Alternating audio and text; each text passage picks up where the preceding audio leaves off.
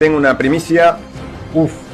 Una nueva candidata se ha ofrecido a GH Dorada. Es ex participante del último Gran Hermano.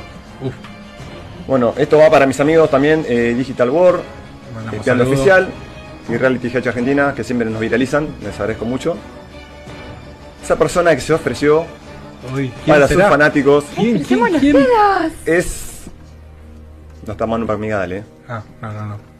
No, yo te respeto. Selva. Claro, ¿No te gustaría entrar a Gran Hermano Generación? Pero por supuesto. Ya tengo, creo que el carrión pronto atrás de la puerta. Dicen Selva y salgo. Decime. ¿Estabas dispuesta vos a entrar de vuelta? Pero por supuesto, yo amé cada día que transcurrió en esa casa. Con todo lo bueno, con todo lo malo, con todos los llantos, con toda la alegría, con los gritos. Yo amé. Soy una agradecida de haber tenido esa oportunidad de vivir esta experiencia tan única. Ok.